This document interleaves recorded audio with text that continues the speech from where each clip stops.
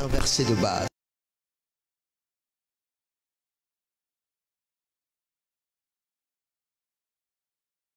Je vais lire moi-même, je lis au nom de Jésus, Zacharie chapitre 4. La Bible déclare, l'ange qui parlait avec moi revint et me réveilla comme un homme.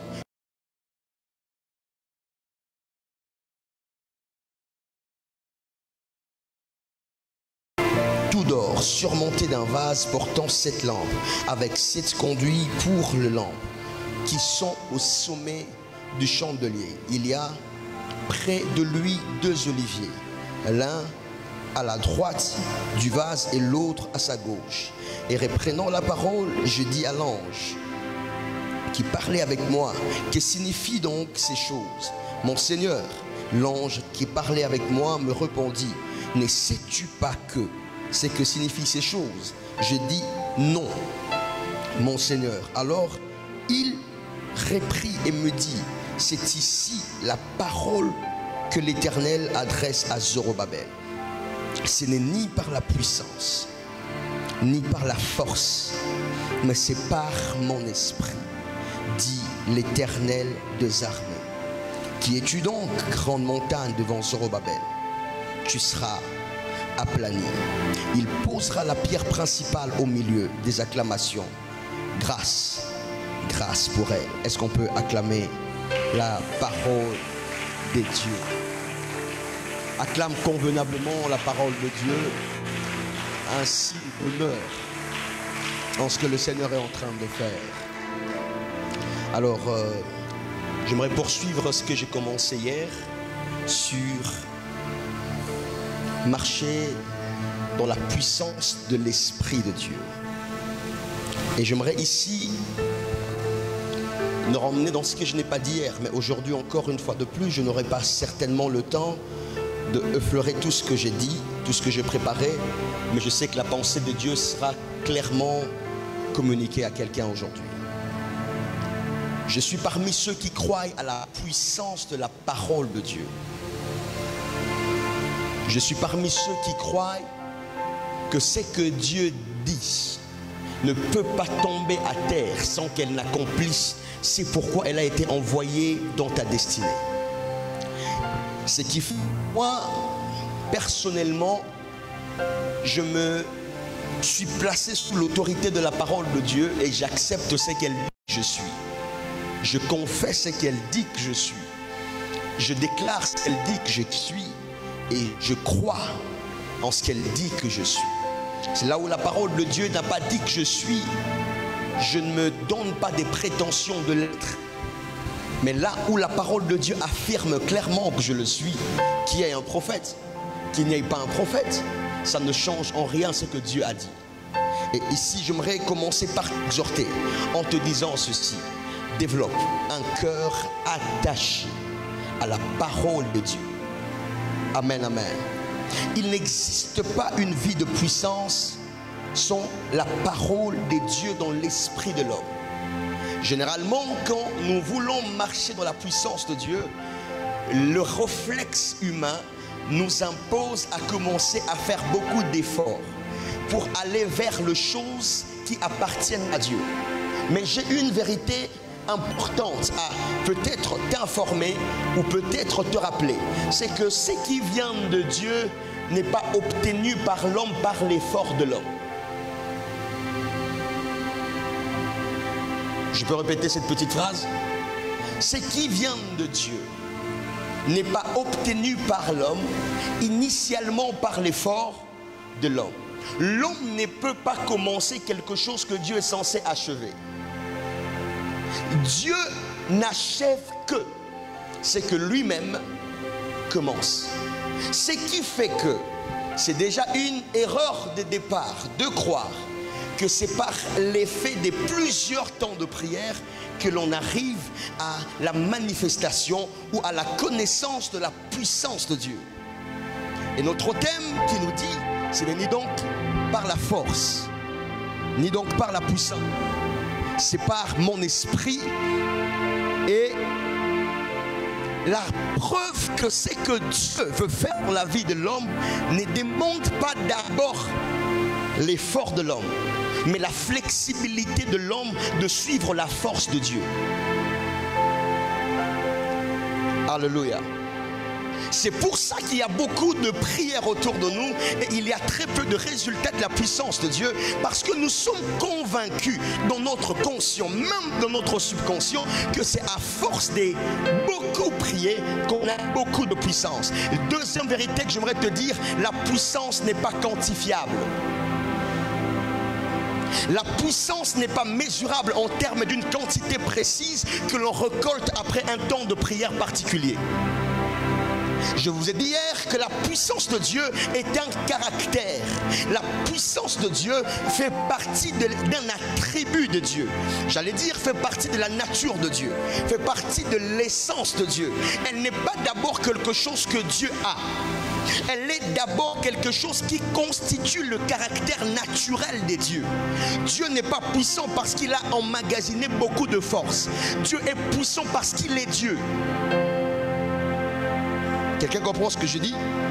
Ça veut dire que tu n'es pas humain parce que tu es élancé. Tu es né d'un homme. Tu n'es pas humain parce que tu es robuste. Tu es humain parce que celui par qui Dieu est passé pour t'emmener sur la terre, c'est deux humains qui se sont mis ensemble. Donc on ne peut pas dire que tu es plus humain que les autres parce que tu es plus élancé que les autres. Il en est de même de la puissance de Dieu. On n'est pas plus puissant parce qu'on a pris de la taille. On est puissant parce qu'on est né du Tout-Puissant. C'est pour ça que la puissance de Dieu est plus un caractère à développer qu'une force à entretenir. Ok. Quelqu'un comprend ce que je dis? Regarde ton voisin, dis-lui, la puissance de Dieu est un caractère à développer avant d'être une force à recevoir. Est-ce que vous savez, frères et sœurs, qu'il n'existera jamais, alors jamais, une véritable expérience de la puissance de Dieu sans comprendre les bases qui te rendent puissant et qui te donnent la légitimité de vivre dans la puissance? La première base qui nous donne la force, la légitimité, le droit, la légalité, vivre la puissance de Dieu, c'est le terme de notre naissance. Qu'est-ce que je veux dire par là? Autant que tu es humain parce que tu es né d'un homme, autant tu es puissant parce que tu es né de Dieu. Combien même que c'est le Tout-Puissant lui-même qui dit que tu es brebis, ça veut dire que tu es l'animal la plus faible. Je peux même aller plus loin. Tu n'es pas que l'animal la plus faible, tu es aussi l'animal la moins intelligente.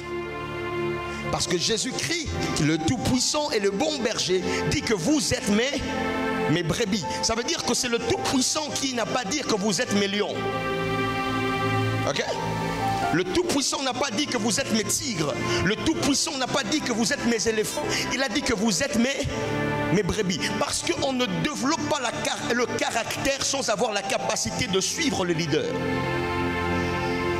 Alors Dieu, sachant que la puissance est d'abord un caractère à développer, il fait de ceux qui héritent de cette puissance de brebis avant de faire d'eux de lions.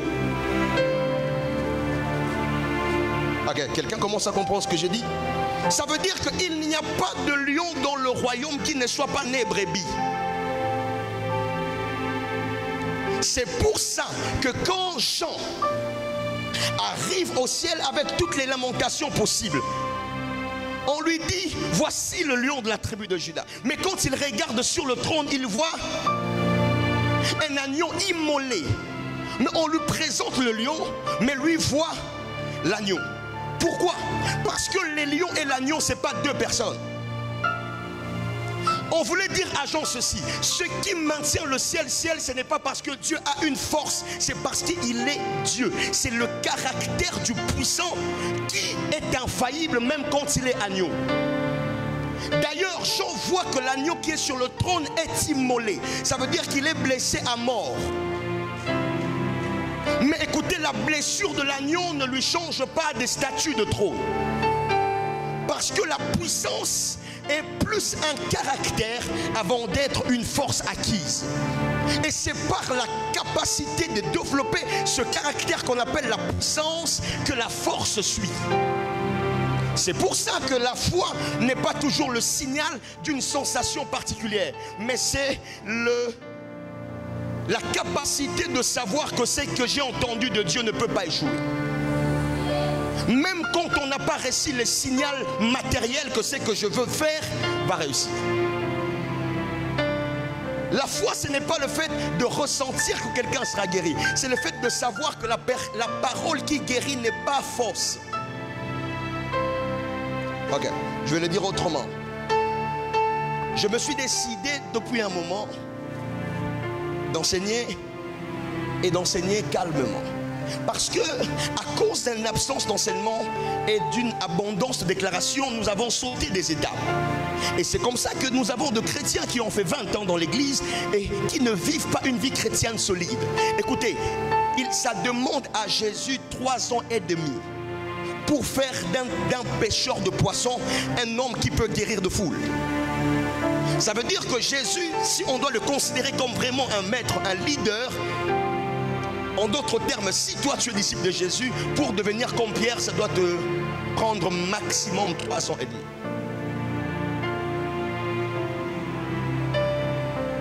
D'ailleurs, toi tu es plus avantageux que Pierre, parce que la Bible dit que Pierre était un homme sans instruction. Toi tu as étudié.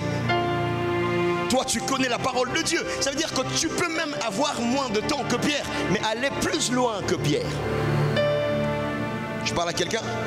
C'est pour ça que je suis en train de dire à l'église, la foi des hommes ne grandira pas parce qu'ils ont beaucoup prié, mais parce qu'ils ont connu la vérité. Et la Bible déclare que vous connaîtrez la vérité et la vérité vous affranchira. Et ça encore une mauvaise interprétation des adeptes de la délivrance. Ces versets ne parlent pas de la délivrance. Ok. Surtout pas la délivrance à la manière de quinoa.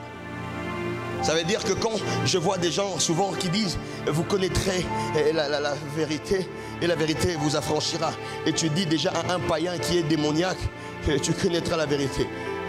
Écoutez, j'ai une information et une vérité puissante à te révéler. Elle est simple. On ne peut connaître la vérité que si on est dans la vérité.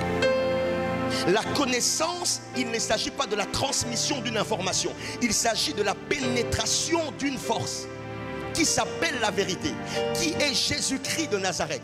Il ne s'agit pas du fait qu'on te donne une information que ça c'est vrai, parce que l'information tout le monde l'a, mais ce n'est pas en écoutant une information vraie qu'on est sauvé, c'est en acceptant et en entrant dans la vérité.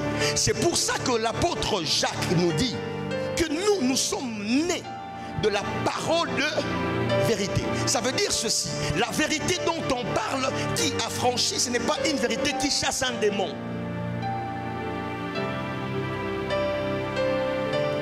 Je prie à la compassion que nous ayons de lecteurs de la Bible. Alors dites amen bien. En plus de lecteurs, que nous ayons des étudiants de la parole de Dieu. Hein? D'ailleurs, nous sommes l'une de ces églises ici à la compassion qui a la réputation de tenir de plus grandes plateformes d'études bibliques. Si pas la première église que moi je connais à Kinshasa. Oh, est-ce que je mens? Non, est-ce que je mens? Ça veut dire que nous sommes bâtis sur l'enseignement des apôtres et de prophètes. Donc nous devons connaître ces choses. C'est pour ça que tu peux dire à un païen que Jésus l'aime, ça ne le sauve pas, pourtant c'est vrai. Tu peux dire à un païen que Dieu peut te guérir, ça ne le sauve pas, pourtant c'est vrai. Pourquoi l'information qu'il a entendue étant vraie mais ça ne l'atteint pas? Parce que c'est une information qui est extérieure de lui. Cette information ne peut devenir son acquis que s'il décide de naître dans cette information. Ce n'est pas une question d'entendre par le cerveau. C'est une question d'accepter que l'information te reçoive dans ses entrailles. Bon, ça c'est un peu parler de façon philosophique. Je vais dire ça autrement. Vous ne pouvez pas marcher dans la vérité si la vérité ne peut pas marcher avec vous. Parce qu'en réalité, la vérité, c'est le chemin, c'est le moyen qui nous permet de vivre sur le chemin du Seigneur. Et donc, ce n'est pas vous qui conduisez la vérité, c'est la vérité qui vous conduit, vous. Et donc, il faut que tout chrétien le sache, que quand on est devant un paralytique, par exemple, je donne 2 exemples pour qu'on comprenne plus vite. Quand on est devant un paralytique, quand on est devant un homme qui a le sida, quand on est devant une femme qui a le cancer, le signal que Dieu va le faire ne se trouve pas sur votre corps. Le signal que Dieu peut intervenir par sa puissance ne se trouve pas sur le tremblement que vous avez sur votre main droite. C'est faux. Parce que votre main droite peut trembler tout en gardant votre esprit froid. Vous savez, le changement de température ou même l'augmentation de la tension corporelle peut vous faire trembler la main. Mais pourquoi est-ce que j'insiste sur ces choses? Parce que c'est là que les chrétiens échouent souvent. Et très souvent, étant aussi un peu berger, voilà, on reçoit des questions pour dire: prophète, j'ai prié, prophète, j'ai jeûné, mais depuis que je prie pour les malades, ils guérissent jamais. Depuis que je prie pour mon visa, ça sort jamais. Depuis que je prie pour mon mariage, ça vient jamais. Le problème n'est pas la prière. Le problème, c'est la vérité t'a atteint jusqu'à quelle dimension. Il y a des gens, la vérité les a atteints seulement quand leur corps est bien. C'est pour ça qu'il peut dire que j'aurai le mariage. Le jour où il sent que la pression commence à atteindre son corps, il commence à questionner la promesse. C'est facile de prier quand on est en bonne santé. C'est facile de monter à la montagne quand tout va bien à la maison. Mais c'est difficile de manquer et où dormir, de quoi payer le frais et de quoi payer pour les enfants. Mais Dieu te dit d'aller quand même en manguer. Encore pire, tu n'as pas d'argent de transport, même pour obéir à l'instruction de Dieu. Comment croire que ça aussi est un moyen de Dieu? J'aimerais dire à quelqu'un, la puissance de Dieu est un caractère à développer. On ne guérit pas le malade parce qu'on sent une énergie forte. Si vous attendez de ressentir quelque chose qui vous est signalé par votre corps, vous aurez une fois de guérison sur 1000. J'aimerais dire à quelqu'un, lorsque la vérité de Dieu vous transforme, elle est présente et elle ne peut plus jamais s'absenter. Et vivre avec cette conscience vous permet de manifester constamment la vie de cette vérité que vous avez reçue. Maintenant, en lisant Zacharie chapitre 4, et tel est mon fardeau pour l'église. La Bible déclare que l'ange est venu vers lui. Et l'ange le réveille comme on réveille un homme de son sommeil. Et on lui dit, on lui montre, on lui pose la question. Il y a quelque chose d'important à savoir. Lorsque Dieu veut t'emmener dans son monde, lorsque Dieu veut t'emmener dans ses règlements, lorsque Dieu veut t'emmener dans son fonctionnement, il interrogera toujours ta perception. Lorsqu'il arrive devant le prophète, il le pose la question: que vois-tu? Et le prophète dit: je vois une branche d'amandier. Pourquoi Dieu doit solliciter la vision ou la perception de quelqu'un avant de lui parler? Et quand il vient vers Zacharie, il le pose aussi cette même question: que vois-tu? Pourquoi Dieu sollicite? Pourquoi l'ange sollicite la perception de Zacharie pour continuer à le parler? Pourquoi Dieu sollicite Zacharie? J'ai une réponse à te donner. Parce que Dieu ne peut pas marcher avec celui qui ne voit pas dans la même direction que lui. La Bible le dit. La Bible déclare ceci: deux personnes peuvent-ils marcher ensemble si au préalable ils ne se mettent d'accord? Écoute, l'accord que tu as avec Dieu ne dépend pas de l'engagement de la prière, mais dépend de la direction de ta vision. On n'est pas en accord avec Dieu parce que l'on fait d'abord. On est en accord avec Dieu parce que l'on voit d'abord. C'est pour ça que tu peux être pauvre devant les hommes, mais le Dieu qui t'a parlé en chambre t'a dit: tu es millionnaire. L'accord que tu établis avec Dieu, c'est la capacité de prendre la vision et de l'aligner sur ce que tu as entendu en chambre et d'ignorer complètement ce que tu vis dans ton présent. Tu comprends ce que je suis en train de dire? C'est encore simple jusque-là. Allons un peu plus loin. Et la parole de Dieu dit ceci: on lui emmène à voir. Il voit un vase et ce vase portait 7 lampes. Et ces 7 lampes conduit pour qui était au sommet du chandelier. Et la Bible dit qu'il y avait auprès d'eux des oliviers, l'un à droite, l'autre à gauche du vase. Et l'ange reprend la parole en disant, il lui pose encore une question. Que signifient ces choses? Après l'alignement de la vision, Dieu est en train de traiter un homme qui doit entrer dans son fonctionnement. Dieu est en train de traiter un homme qui doit entrer dans son mode d'opération. La première des choses que Dieu veut guérir en lui, c'est la direction de sa vision. Et la deuxième des choses que Dieu veut guérir en lui, c'est la capacité de comprendre la vision en dehors du temps. Parce que n'oubliez pas que ce verset, ce n'est pas la réalité physique, c'est une vision prophétique. Donc ne l'amenez pas à l'analyser comme si c'était comme ton ami parlait à ton ami, ton frère parlait à ton frère. Ici, on est dans une vision. Ça veut dire qu'on est dans le monde spirituel. Et là, Dieu, l'ange lui pose la question.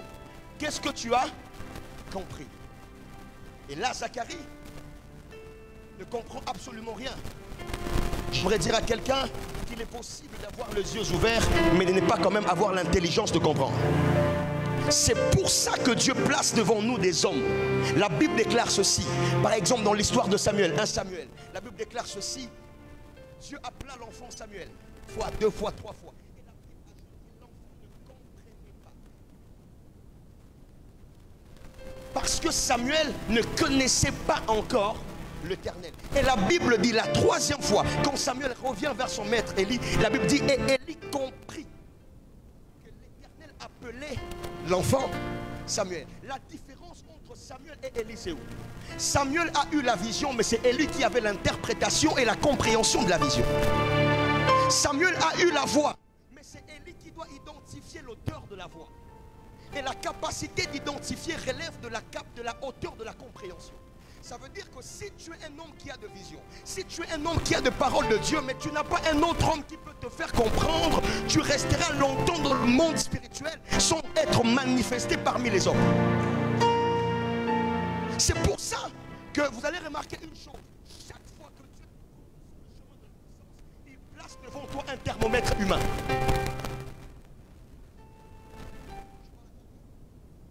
Je dis à chaque fois que Dieu te conduit sur le chemin de la puissance, il régule ta marche.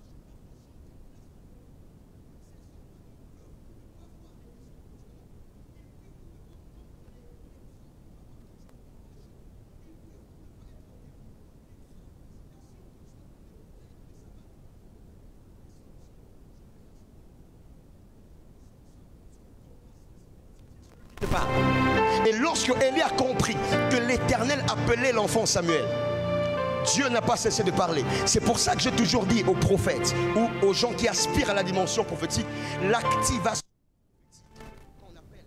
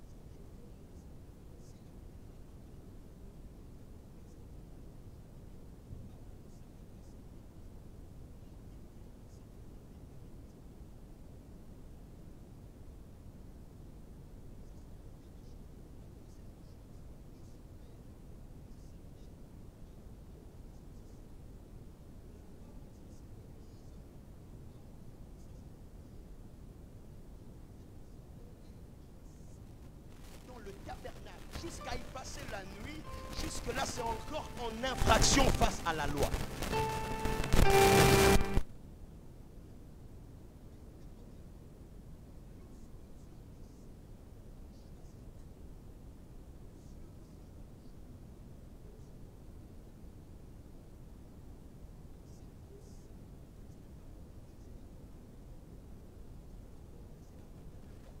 Je ne parlais pas spécialement d'un endroit géographique. Je parle de ton espace spirituel.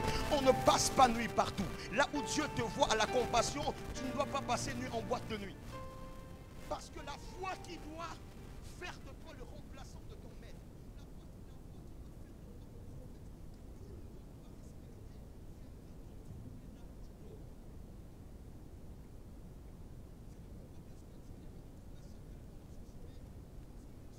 Détermine la vraie adresse de quelqu'un. Savoir.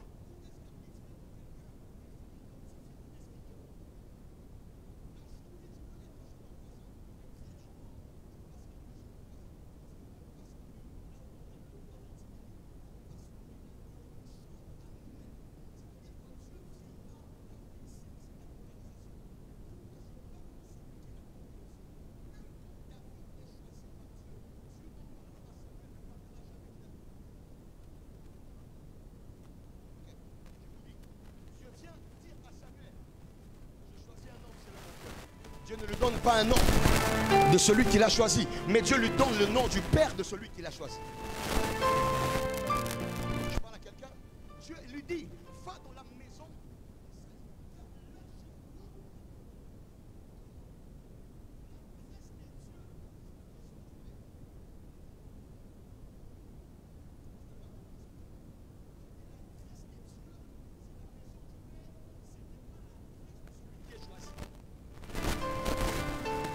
Quand Dieu veut trouver celui qu'il choisit, il le cherche chez son père. C'est pour ça que quand tu perds la maison du père, tu perds l'adresse de ta localisation. Et il y a plusieurs qui veulent manifester la puissance de Dieu, alors que quand Dieu vient dans la maison du père, il le trouve absent. Et Samuel est en train de t'attendre là où Dieu l'a indiqué. Il faut que tu rentres. Et la maison du Père, c'est la présence de Dieu. Je dis la maison du Père, c'est la présence de Dieu. N'attends pas que Dieu vienne te oindre alors que tu es en train de papoter avec des amis. N'attends pas que Dieu vienne te oindre alors que tu es en train de jouer avec tes cousins. N'attends pas que Dieu vienne te oindre alors que toute ta vie, tu ne fais que programmer de pique-nique chaque week-end. Dis à ton voisin, à partir d'aujourd'hui, je rentre dans la maison du Père. Non, tu ne le dis pas avec conviction, dis-le à partir. Je rentre dans la maison. Je m'en vais pour clôturer parce que c'est un peu long mon enseignement. La Bible déclare ceci. Ne sais-tu pas ce que signifient ces choses?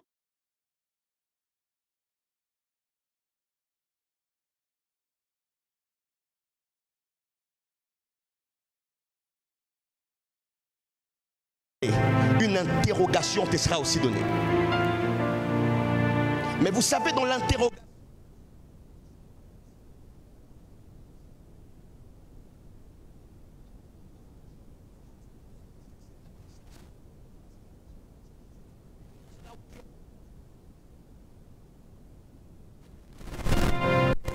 on lui pose la question. As-tu compris ce que tu as vu?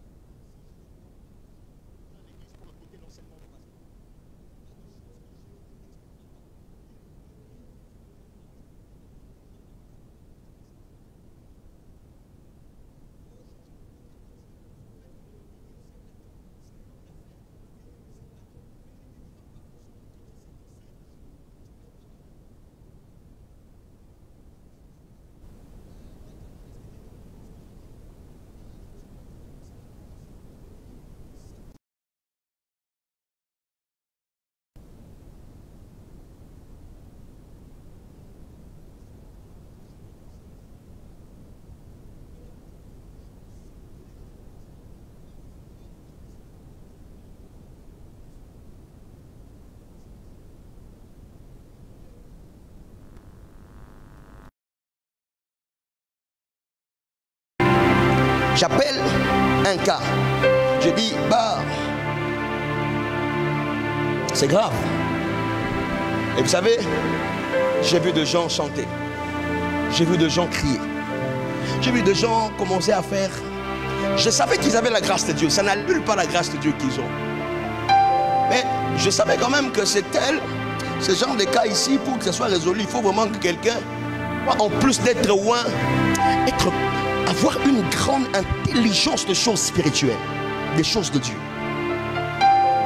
J'ai vu, on a prié. Bon, ça n'était pas résolu. Et tout prophète qui était avec moi, ou tout homme de Dieu qui était avec moi m'a dit, ça c'est la souveraineté de Dieu. Comment? Pourquoi la souveraineté de Dieu a toujours été la conclusion de l'échec d'un homme de Dieu? Pourquoi la souveraineté de Dieu n'est jamais mentionnée comme la raison d'un miracle? Ça a toujours été mentionné comme la raison de l'échec d'un miracle. As-tu déjà remarqué que si quelqu'un, oh Dieu l'utilise, il n'a pas la souveraineté de Dieu. Il m'a dit Dieu m'a ouin pour ça. Mais quand ça rate, il dit Zamba souverain, Zamba j'ai une information à te donner sur la souveraineté de Dieu en passant. La souveraineté de Dieu ne défavorise pas l'élu. Okay. J'aime comment le docteur Atoms explique ça. Dieu n'est pas souverain pour justifier le malheur de ses serviteurs.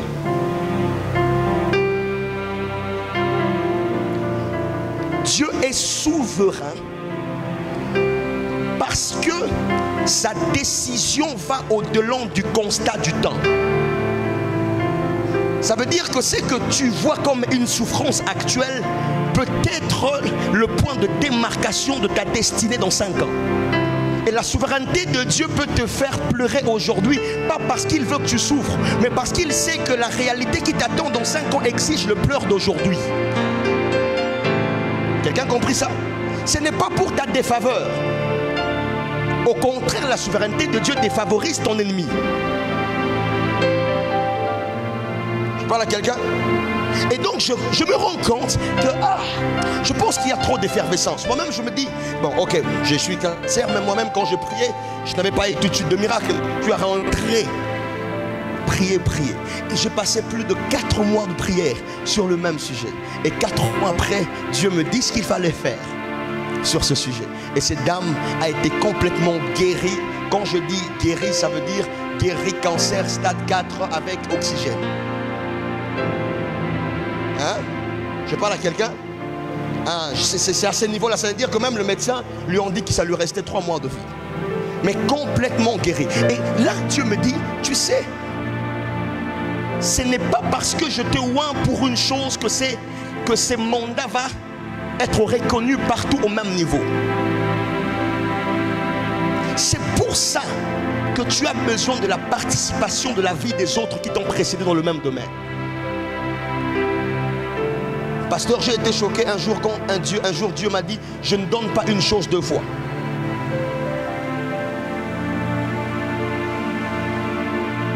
Vous savez, nous sommes devant un être qui est parfait. Dieu ne se répète pas pour se corriger. Quand il fait une fois, c'est une fois pour toutes. Jésus ne mourra pas 2 fois parce que le péché a atteint son maximum. Jésus est déjà mort même quand le péché atteindra le niveau le plus élevé. Le sacrifice de Jésus est suffisant et total. Donc ne pense pas que Dieu va revoir le niveau de souffrance de Jésus parce que le péché s'est accru. Parce que l'état dans lequel Jésus est devenu est plus fort que n'importe quelle auteur de péché commis. Amen. Ce qui fait que mes frères et sœurs, ne quitte pas la maison du Père très tôt. Sinon, tu risques de rater Samuel qui vient apporter l'onction sur ta tête. Permettez-moi de conclure, parce que c'est trop long vraiment. Et c'est là qu'on lui donne la signification.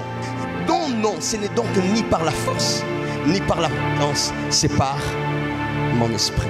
N'oubliez pas que nous sommes dans une période de déportation, où Israël est en train de se préparer pour revenir d'une grande déportation qu'on appelle la déportation de Babylone. Et parmi ce prophétie de Zacharie sont parmi le prophète, Zacharie est parmi les prophètes de la déportation. Et donc on comprend que lors de la veille de la restauration de la nation d'Israël, Dieu envoie sa parole pour leur dire, c'est vrai que l'effort n'est pas annulé, mais c'est que vous devez arriver, là où vous devez arriver, n'est pas d'abord lié par ce que vous faites comme effort, mais c'est d'abord lié par mon esprit. En d'autres termes, qu'est-ce que Dieu veut leur dire? Dieu veut leur dire ceci: n'arrêtez pas de travailler, mais ne faites pas du travail la référentielle de votre but. C'est qui vous emmène à vivre ce que vous désirez, c'est mon esprit.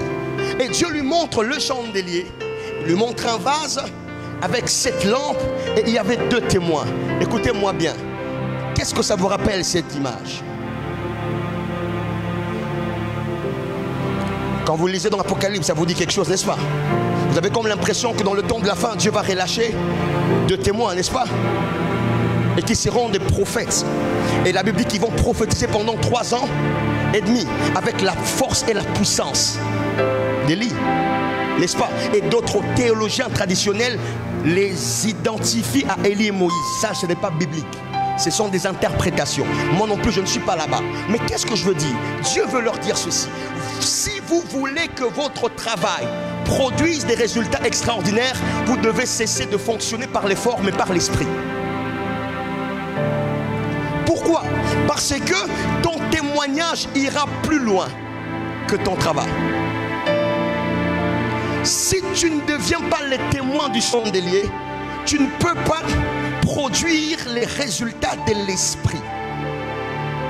En d'autres termes, je suis d'accord sur le travail, je suis d'accord sur les élaborations du relèvement de la muraille, mais si vous ne dépendez que de maçons, vous allez traîner très longtemps. Si vous ne dépendez que des architectes, vous allez traîner très longtemps. Il faut, en plus de maçons et des architectes, en plus de constructeurs, faire face aux moyens que donne l'esprit. Et frères et sœurs, je suis venu ici pour dire à quelqu'un: le Saint-Esprit a les meilleures garanties de la destinée des hommes. Oh, je suis en train de dire à quelqu'un: le Saint-Esprit a le meilleur garantie sur le mariage que tu attends. Le Saint-Esprit a le meilleur garantie sur la stabilité que tu attends. Le Saint-Esprit a le meilleur garantie.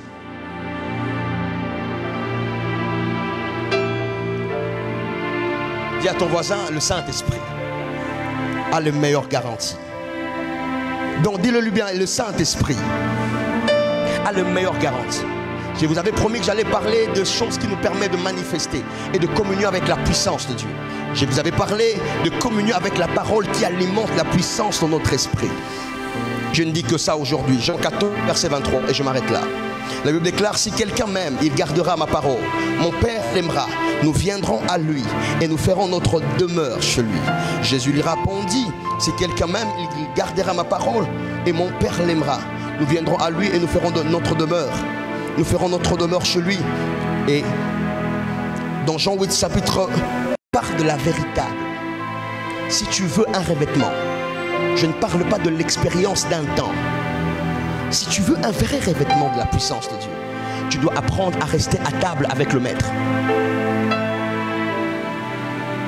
Vous ne saurez pas développer la puissance comme un caractère de Dieu si vous ne savez pas rester sur la même table que le Maître qui est le Tout-Puissant. Ça veut dire manger ce qu'il a préparé pour vous chaque jour. Et la Bible déclare dans Apocalypse ceci: je me tiens devant la porte et je frappe. Celui qui entend ma voix, il ouvre, j'entrerai, je souperai avec lui et lui avec moi. Je sais que la plupart des fois, quand on presse ce verset, je ne dis pas que c'est faux, mais la plupart des fois qu'on presse ce verset, on presse ça à des païens, n'est-ce pas? Hein? Mais te faire un rappel, ce n'est pas un message adressé aux païens mais à l'Église. Et c'est moi qui l'ai inventé. Nous on le fait recevoir de gens Jésus. Ce n'est pas mauvais, mais j'aimerais juste te rappeler que ce message-là n'est pas d'abord destiné aux païens. C'est destiné à l'Église. Parce que le Maître doit faire son entrée. Quand le Maître veut t'introduire dans une nouvelle dimension de puissance, il frappe. Il il frappe à ta porte. Écoutez-moi bien, j'aimerais apporter une nuance. Il frappe à la porte pas parce qu'il est dehors. Ok. Qui a déjà lu la parabole de Jésus sur la prière? La Bible dit, c'est comme quelqu'un qui dort. Et il y a une autre personne qui vient la nuit pour lui demander de vivre parce qu'il a reçu des visiteurs chez lui. Et l'autre qui dort avec ses enfants. Et on fermait sa porte, lui dit, tu me déranges parce que je dors. Et tu risques de réveiller les enfants. La Bible dit, et la personne insista. La Bible dit, cette personne, pas de ceux qui dorment. La puissance fait de moi celui qui frappe à la porte. Et lui maintenant, à son tour, le maître lui aussi vient. Il se tient à la porte et il frappe. Il dit que celui qui entend ma voix ouvre. Avez-vous remarqué que le maître, quand il est ressuscité, il n'a pas eu besoin d'une clé pour entrer? Hein? Je dis, quand Jésus est ressuscité, il n'a pas eu besoin d'une clé pour entrer et parler aux disciples, n'est-ce pas? Mais quand il se tient devant l'église, il a besoin que quelqu'un ouvre. Pourquoi il n'utilise pas la même dimension pour entrer sans autorisation? Parce que la puissance est une sollicitation qui se répond par la volonté. Écoutez-moi bien, église. Dieu ne nous conduira pas à une dimension à laquelle on ne soupire pas. Est-ce que je parle à quelqu'un? La dimension dans laquelle tu entres dépend de l'intensité de tes soupirs. C'est pour ça que la Bible dit de Jésus, il priait avec de cris et de pleurs, s'attendant à celui qui pouvait le sauver de la mort. Et il fut exaucé à cause de sa piété. J'aimerais dire à quelqu'un, la prière qui ouvre le ciel pour une nouvelle dimension, c'est une prière qui doit te confondre à un mort. C'est pour ça que nous ne verrons pas de vraies choses si on ne peut pas quitter l'étape de prier confortablement jusqu'à prier comme si quelqu'un est en train de s'évanouir. Je ne m'évanouis pas parce que j'en sais là qui. Comment on fait ça?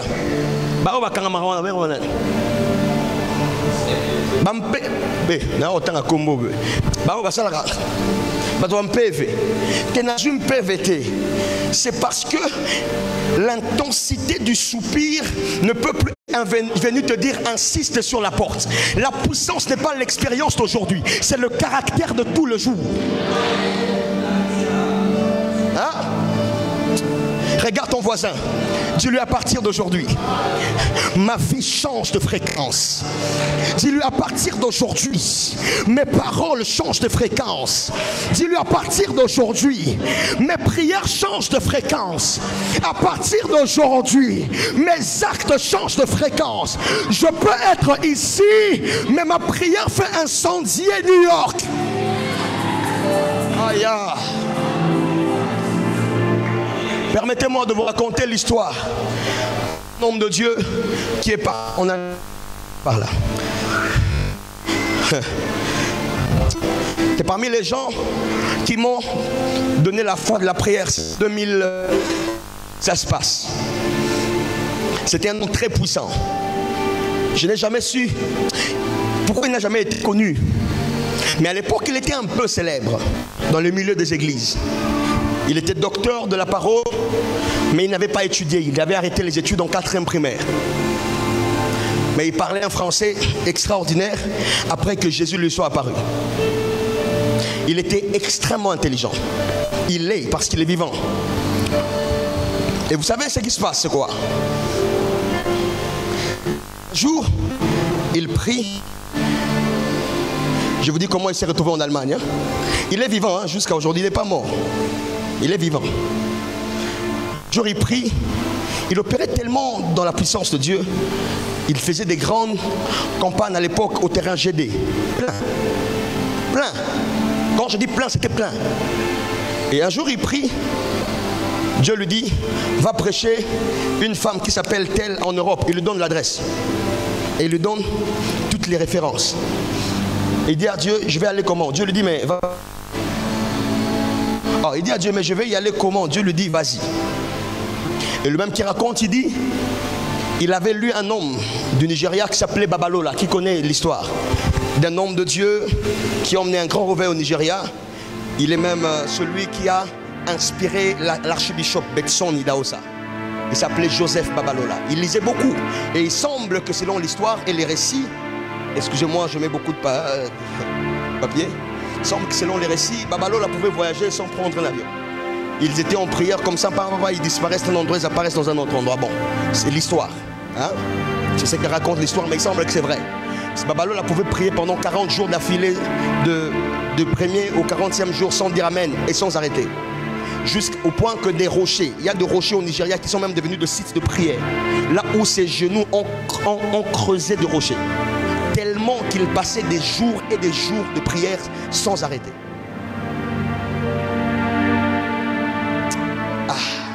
Est-ce que quelqu'un aspire à ces choses? Nous, on aspire seulement au grand miracle. On n'aspire pas. Hein? J'ai lu l'histoire de Finney aussi. Finney doit son ministère à un homme qu'on appelait le poumon de Dieu. Il s'appelait Paul Nash.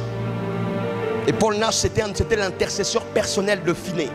Et cet homme allait 1 mois, 2 mois avant là où Finney devait aller. Et il passait 2 jours de prière sans voir quelqu'un, sans parler à quelqu'un, sans saluer quelqu'un, jusqu'à ce que Finney allait venir. Et Finney disait, c'était facile pour moi d'allumer un feu avec un briquet parce que Nash avait déjà mis suffisamment de pétrole. Et les gens lui ont dit, mais c'est quoi? Quand tu arrives quelque part, il y a des grandes choses qui se font. Quand tu arrives quelque part, il y a des grands réveils qui se passent. Il dit, c'est pas moi. Je dois beaucoup à Paul Nash parce que moi, je n'ai qu'un briquet, un petit feu. Mais lui emmène beaucoup trop de carburant. Et moi, quand je prends mon petit briquet, je mets là, ça crée un grand feu. Ce n'est pas la hauteur du feu, c'est la quantité du carburant. Amen. Et voilà, il a lu Babalola et puis il a eu une grande foi. Et vous savez ce qu'il a fait? Dieu lui dit un jour, lève-toi, va en Allemagne. C'est-à-dire, prends aller en Allemagne, ça veut dire aller à l'aéroport, n'est-ce pas? N'est-ce pas? Et il a pris son sac. Il est parti à l'aéroport. Notez bien, il n'a pas de visa et il n'a pas de passeport. Hein? C'est une histoire vraie, hein, connue, il est vivant. Pas de visa, pas de passeport. Ah. Et voilà qu'il part. Il arrive à l'aéroport d'une ville. Et Dieu lui dit, la personne qui est là s'appelle telle. Son problème c'est ça. Prie pour lui, ça va être résolu à l'instant. Il arrive devant la personne qui devait faire rentrer. Il dit, ah, moi je suis un homme de Dieu. D'ailleurs, toi tu as tel problème. Pam. Je prie pour toi, pam. Le temps que la personne là lui pleure, lui passe. Il est passé chaque barrière. Il a prophétisé sur des gens. Il les laissait pleurer. Jusqu'à ce qu'il monte à l'avion.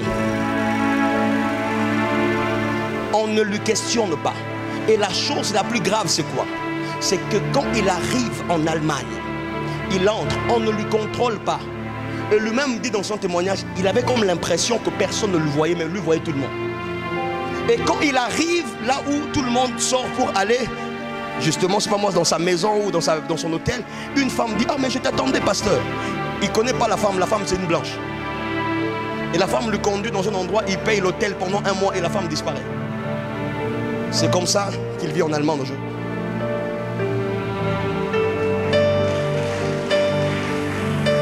Mais ce n'est pas ça. Je savais que vous allez... C'est un témoignage qui est un peu faux comme vrai, mais c'est vrai. Je vous dis c'est vrai. Cet homme était pauvre. Et qu'est-ce qui m'inspire de celui-là? Cet homme pouvait faire 7 jours d'affilée de prière sans dire amen. Parce que nous souvent on était... Quand tu fais un long temps de prière, ça veut dire que tu fais peut-être 10 heures, 20 heures. Un jour, si tu exagères, c'est 70 heures. Lui, c'est 7 jours.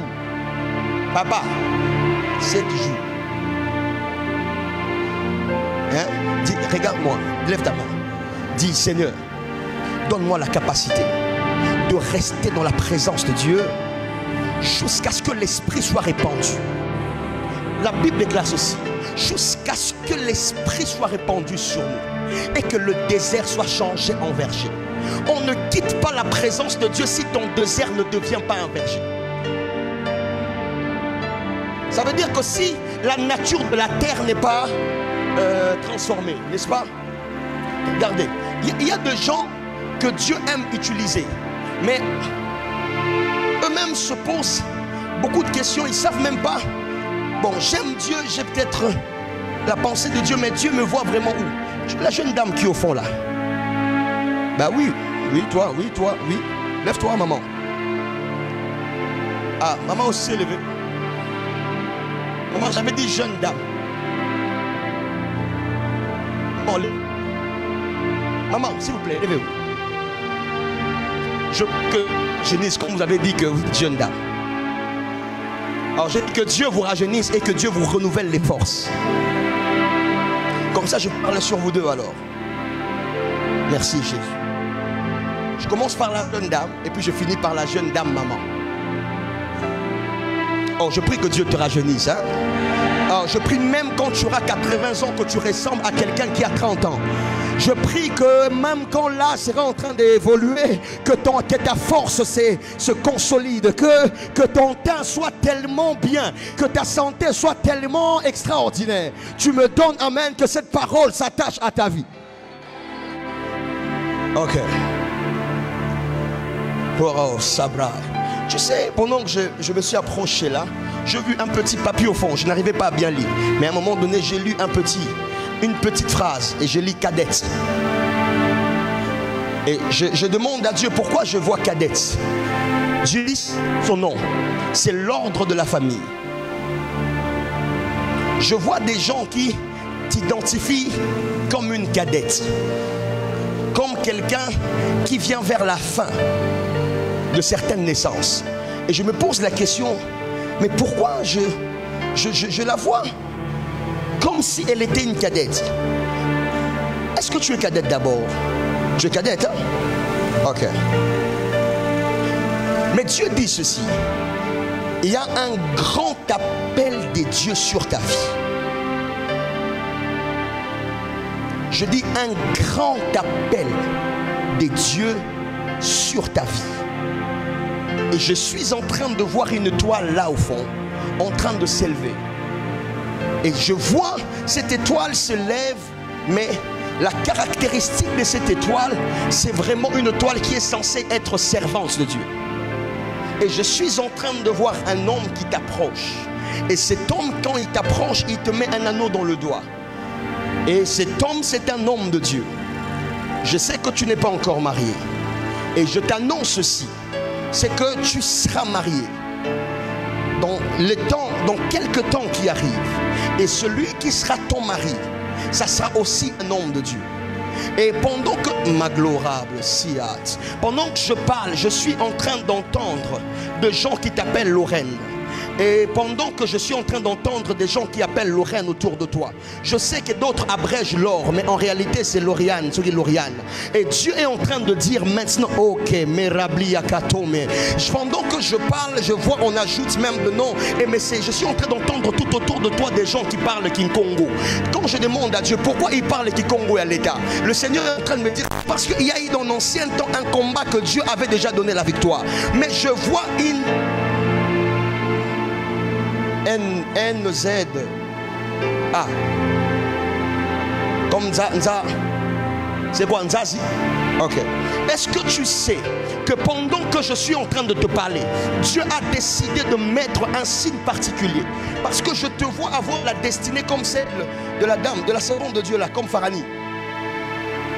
Je suis en train de voir l'image de la servante de Dieu, Naomi.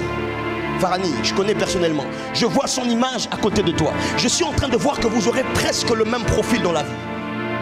Et je suis en train de voir quelqu'un qui est en train de s'élever. Je ne sais pas ce que tu fais dans cette église, mais je suis en train de voir que toi, tu te retrouveras dans le monde en train de prêcher la parole de Dieu.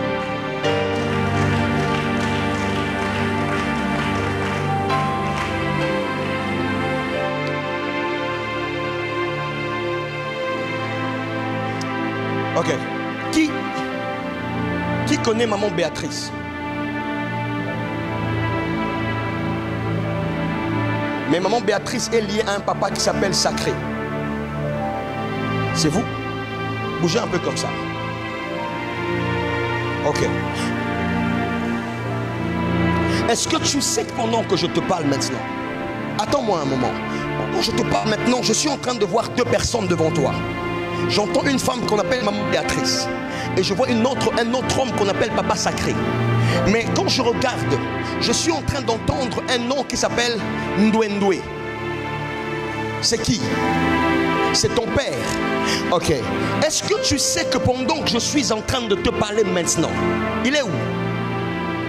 Hein? Il est à la maison. Est-ce que tu sais qu'il y avait eu dans les années passées quelqu'un qui a attaqué cet homme, mais il n'était pas à Kinshasa, il était au Congo central? Est-ce que ton père a déjà côtoyé le Congo central? Il est du Congo central. Et je suis en train de voir quelqu'un qui sort d'un endroit et je vois beaucoup de sachets de sucre. Hein? Et Dieu est en train de me montrer quelqu'un qui est en train de se disputer avec un homme qui s'appelle Papa Sacré. Et on l'appelle Papa Sacré Ndouendoué. Et pendant que je regarde ça, Dieu dit ceci. Il y avait un combat terrible qui s'était levé dans la vie de cet homme pour le faire tomber. Ah. Ok. Je vois quelqu'un qui est assis, mais la femme dont je parle, qui est à côté des papas sacrés là, je la vois avec un signe de croix sur elle. Donc je comprends que la dame qui est là, qui est morte. Je vois quelqu'un qui est resté comme avec, sans la femme avec qui il a vécu. Tu comprends? Est-ce que maman Béatrice est vivante? Elle est déjà morte, hein? Ok. Est-ce que tu sais maintenant, pendant que je parle, que Dieu a Moglari des Plight? Je vois M-B-I-Y-A-N-G-A-Mbiavanga. C'est qui? C'est maman, hein? Est-ce que tu sais, mais glorabilitav? Pendant que tu dis la maman, j'entends Yannick. C'est ton frère. Pendant que tu dis mon frère, j'entends Chris, qu'on appelle aussi Christian. C'est aussi ton frère, n'est-ce pas? Et Meglarado, Chapraï de là. Pendant que tu es en train de me parler maintenant, je suis en train d'en voir une onction royale qui descend sur toi. Mais ça tombe sur deux personnes qui doivent être élevées sur le plan professionnel. Il y a Yannick et il y a Christian. Bon. Si je te disais que je manquerais pour parler de Laetitia. Tu connais Laetitia? C'est ta tante. C'est ta soeur. Elle est où? Elle est à la maison. Est-ce que tu sais que pendant que je parle, la personne qui avait fait 61% des examens de tas, c'est Yannick, hein? Est-ce que tu sais que Dieu décide de lui donner une grande victoire maintenant? Parce que je suis en train de voir une personne sur qui l'onction royale est en train de descendre. Et je vois un avion lui emmener quelque part. Je demande à Dieu, qu'est-ce qui se passe? Dieu dit, la destinée de Yannick ne se trouve pas au pays, la RDC. Je vois Yannick prendre l'avion et partir. Et toi aussi, je te vois. Tu t'approches de ton frère Christian. Tu le tapotes ici. Christian est très intelligent. Je le vois, je le vois quelque part, dans un endroit qu'on appelle collège, à Linkba.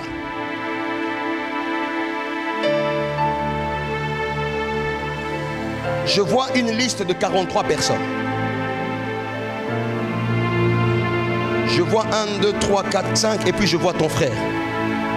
Parce que lui a fait 69%.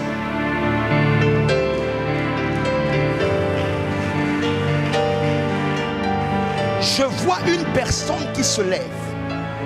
Et pendant que je la vois, le Seigneur me dit que cette personne a une grande destinée.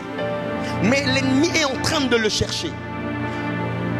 Et pendant que je regarde dans mon esprit, l'ennemi le cherche. Pourquoi? Comment tu t'appelles? Lebo. Lebo. Ok.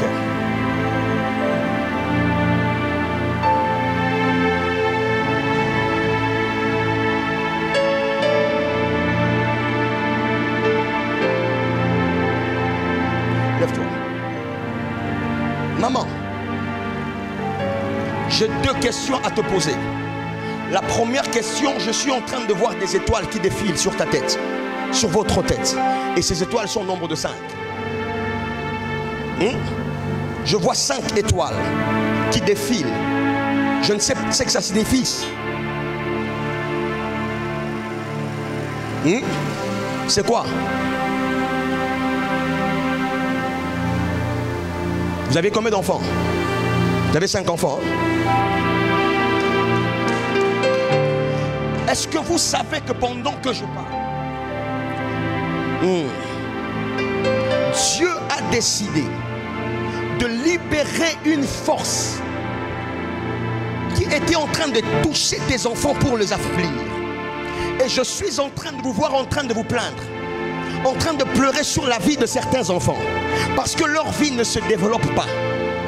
Et Dieu, Meglarablos, qui a timbré. Pendant que je parle, Dieu dit que la réunion d'aujourd'hui vient de libérer la grâce de Dieu par rapport à vos enfants. Et je vois 5 étoiles qui étaient par terre, qui sont en train de se relever. Et tu me donnes amen, que cette parole s'attache à ta vie. La présence, votre présence en ces cultes est en train de libérer fortement vos enfants. Parce que et la bride, qui sont été là ici? Sur cette rangée, qui sont été là? Même si vous êtes à 5, qui sont été là? Si vous êtes été là, levez les mains. Je ne vois pas bien la nuit. Mes verts. Seigneur, que je voie bien au nom de Jésus. Je ne peux pas déclarer ça. Qui sont été là? Bon, parmi ceux qui sont été là, je suis en train de voir quelqu'un qui s'appelle Omokoko. C'est toi? C'est ta fille? Lève-toi d'abord.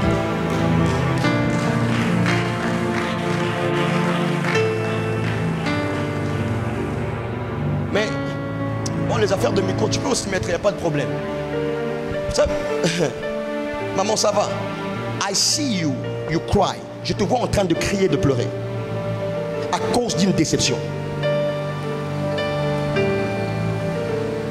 Mais vous savez, l'onction pour... Pendant que je suis en train de voir cette maman, sa fille s'appelle Omokoko, je vois quelqu'un derrière qui est en train de dire, mais c'est presque le nom de mon père. Toi, son père, c'est Omoto. Ton père, c'est Albert.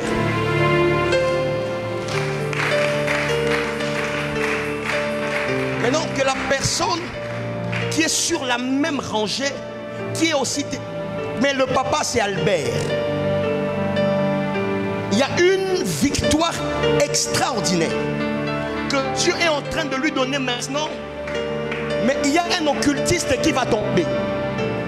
Et cet occultiste était député. J'étais son nom, je mets ça dans le sang de Jésus. Je mal parle. Ça va. Mais bon, ce n'est pas grave. Je finis d'abord avec vous. Est-ce que vous savez maintenant, pendant que je parle, Dieu décide de refaire une nouvelle histoire avec vous? Parce que je suis en train de voir un enfant, mais pendant que vous tenez cet enfant, vous pleurez. Parce que je vois comme quelqu'un, ça veut dire quelqu'un qui fait des efforts seul, mais il n'y a pas un autre soutien pour venir l'appuyer. Parce qu'à la naissance, il y a eu des problèmes avec le père de l'enfant. Et qu'est-ce qui se passe? Il est où le papa de l'enfant? Il est en Europe. Hein? Pendant que je parle, je suis en train de me retrouver dans un endroit qu'on appelle Aubonne. Est-ce que vous avez vu poteau? Hein? Oui, poteau, moi, ça va. Ça va. Je vois un endroit qu'on appelle Aubonne. Après, je vois Paris-Sef, sur Paris-Pierre, le Seine. C'est une zone parisienne, ok? Et je me retrouve avec une femme, pas d'abord avec un homme. Et cette femme s'appelle Julie. Et je demande à Dieu, c'est qui Julie? Julie, c'est la femme avec qui on t'a trompé.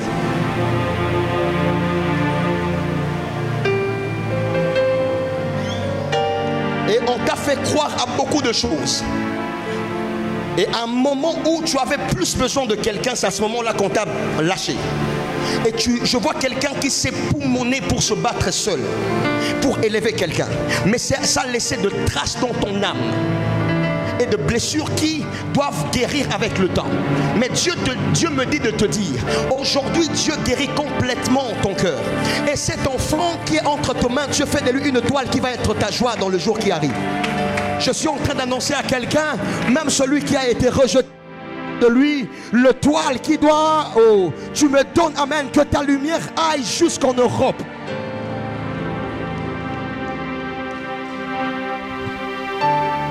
Glory.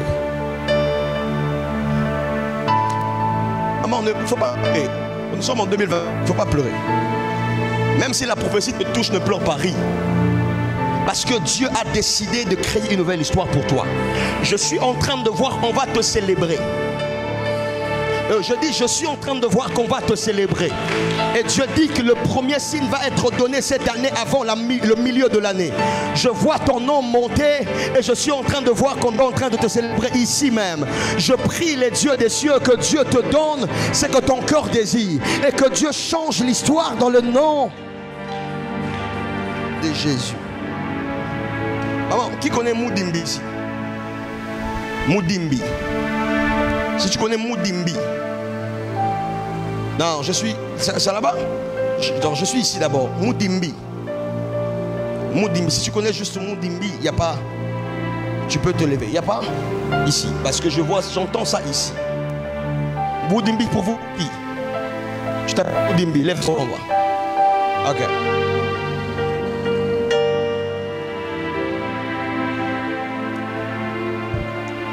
Ah, le temps est passé. Ok.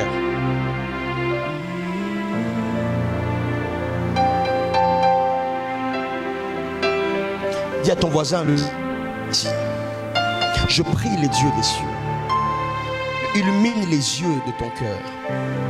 Comment on vous appelle, papa? Hein? Papa qui? Erli. Levez-vous un peu, s'il vous plaît. Papa qui? Erli. Moussanguinaï. Moussanguinaï. Mon message pour vous est très long. Je peux vous donner ça demain? Demain? Mettez-vous seulement ici demain. Pardon. Que Dieu vous bénisse. C'est pour ne pas donner ça en partie. Est-ce que... Moudimbi, c'est vous, hein? Vous êtes de quelle tribu? Tu es Songé. Je comprends. Parce que pendant que je suis ici, je me vois, avec les découpages c'est un peu compliqué, je me vois à Lomami. Le Moudimbi dont je parle, je vois un autel contre lui qui est en train d'être cassé et de tomber à cause de la présence de Dieu qui se manifeste dans ces lieux. Mais cet autel se trouve à Lomami.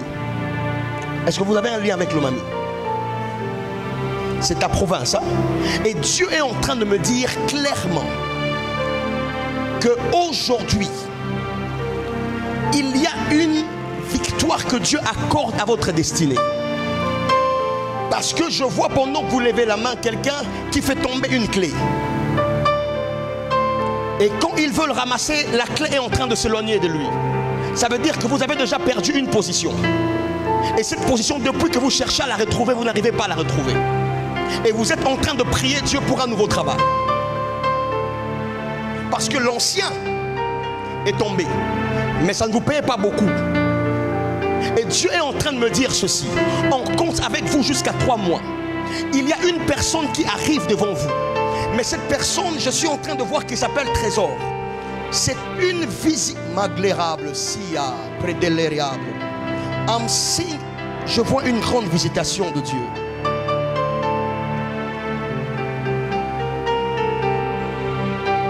Pourquoi Dieu m'emmène ici? Bon, je suis en train d'éviter d'aller ici.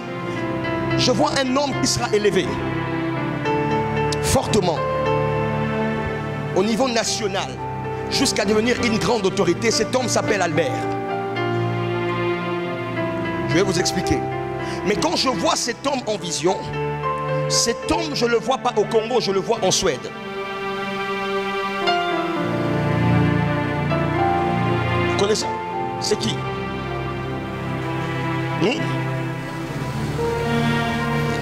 Mais pendant que je le regarde, je le vois en Suède. Et je le vois précisément à Stockholm.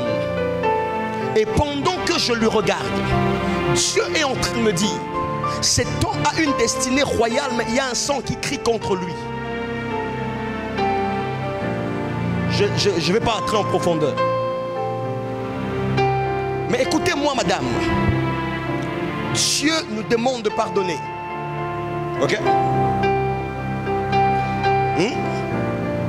Dieu nous demande de pardonner. Tu comprends? Parce que le pardon est une force qui libère. Pas lui nous libère, nous qui pardonnons. D'abord. Parce que je suis en train de voir cet enfant que tu as, joli bébé, qui va aller en Europe. Mais je suis en train de voir que tu pars avec elle. Mais ce n'est pas forcément par la voie de l'homme. Mais Dieu dit qu'il y a une rencontre qu'il va organiser pour que cet homme te demande pardon. Mais avant que le pardon de cet homme n'arrive, il faut que tu pardonnes seul. Parce que il y a des combats qui sont en train de tomber sur l'enfant à cause de cet acte dans votre cœur qui est en train de se faire. En fait, Dieu vise la destinée de l'enfant par ce qu'il vous demande.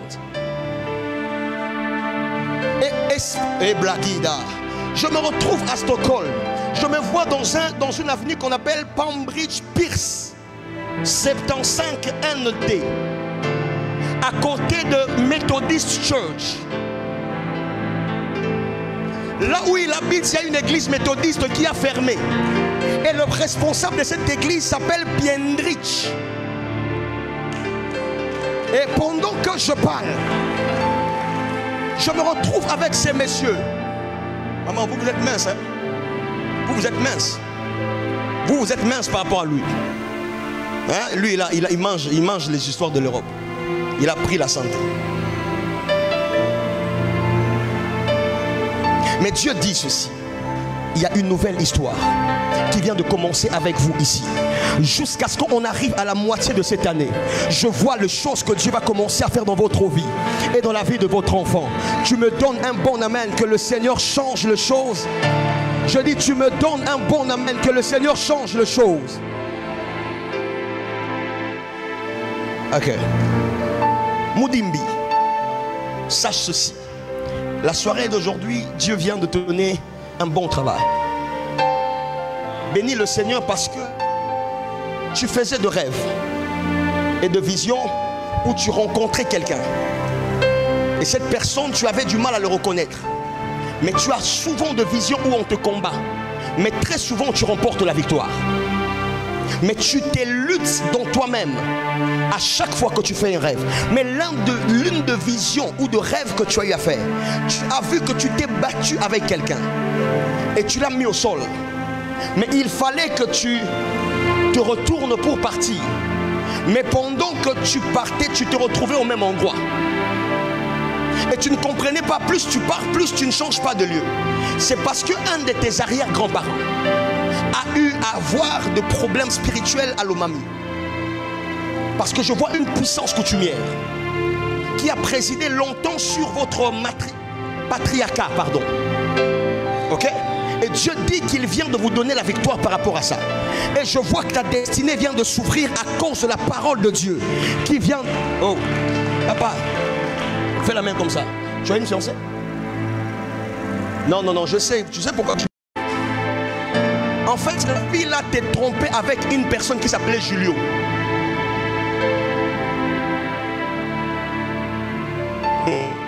Maintenant, pour te choquer, Julio habite cette avenue. Là où on a pleuré Papa Kaembe.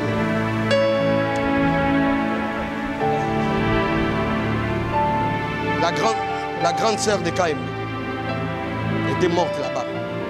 Je prends ça, je mets ça dans le sang de Jésus. Je peux te donner des détails, pas grave. Mais Dieu dit ceci.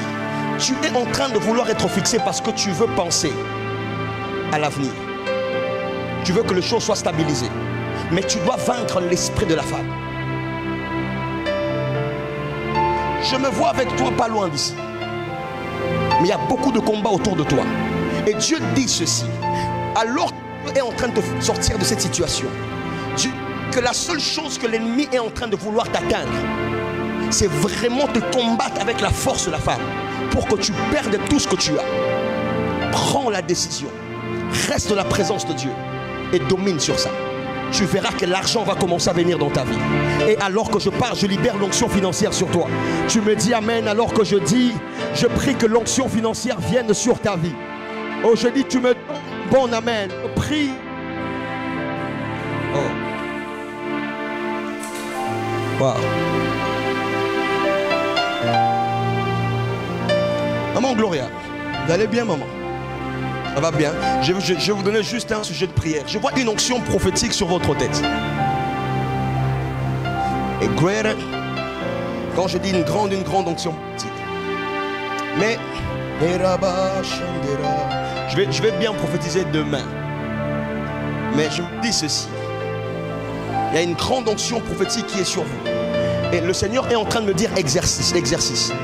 C'est un temps dans lequel Dieu veut que vous puissiez exercer dans la dimension prophétique de façon particulière. Et je suis même en train de voir dans un rassemblement qui n'est même pas l'église, on vous demande d'exhorter et de conduire la prière.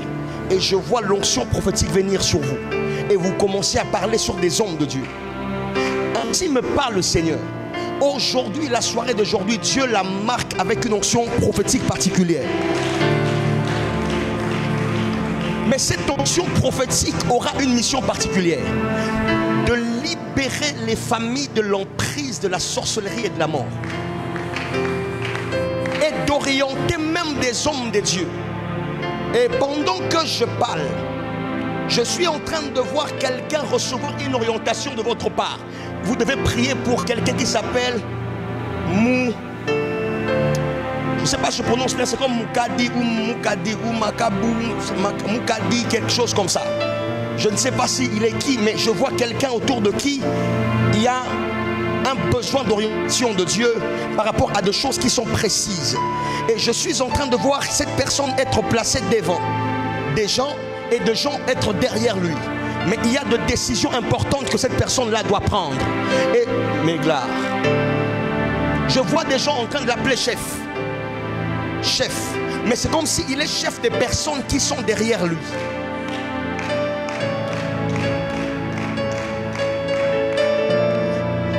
M'éclairablias. Je vais même.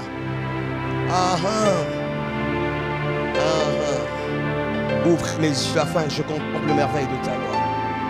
Merci Jésus. Écoutez maman, je m'arrête là aujourd'hui. Je vois que vous devez prier parce que Dieu est en train de faire beaucoup de choses pendant que je parle. Mais il y a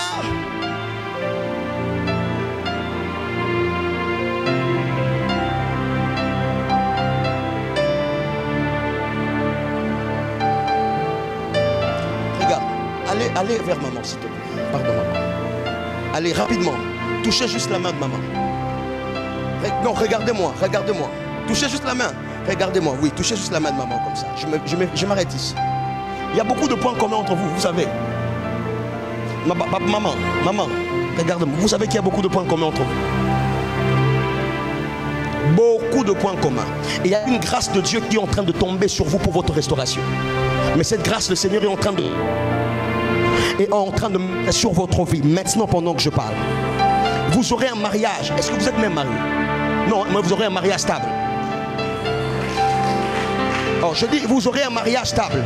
Et l'Europe ne sera jamais un problème pour vous. Vous. Never. Écoutez, je veux vous montrer qu'il y a des gens qui sont appelés à être sous la couverture des autres. Il y a Albert chez vous, non? Il y a Albert dans votre vie. Il y a Albert chez vous. Je demande s'il y a Albert dans votre vie. Il y a aussi Albert dans sa vie.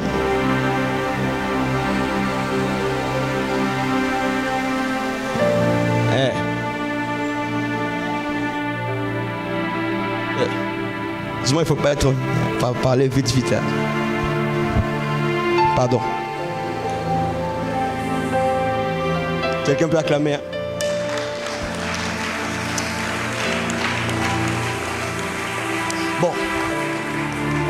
Je vais dire quand même quelque chose de rapide. Hein?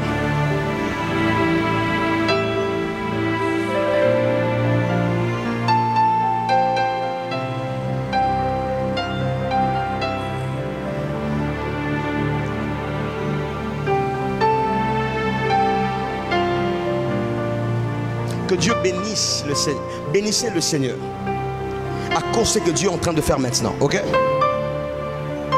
Le désir de Dieu, c'est que personne ne soit détruit. Ok?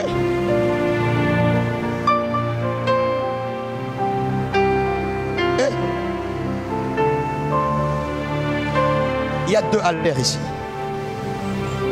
Il y a deux Albert ici.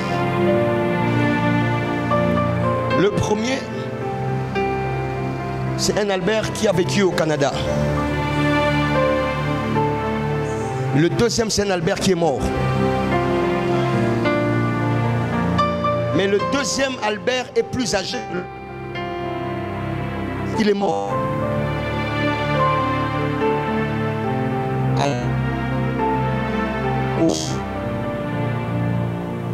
Au son.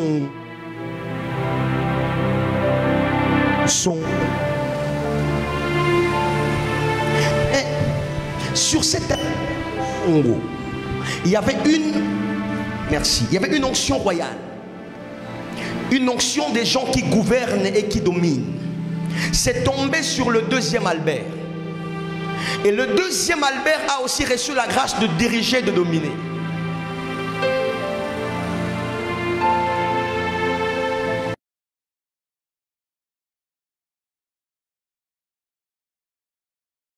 Est une fille.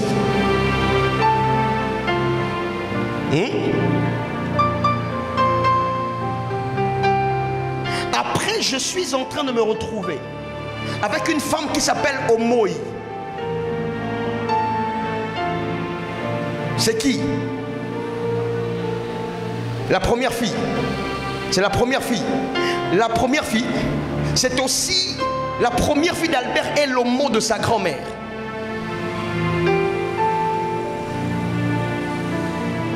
Et pendant que je parle, je vois des gens qui sont très autoritaires. Et Dieu me dit ceci.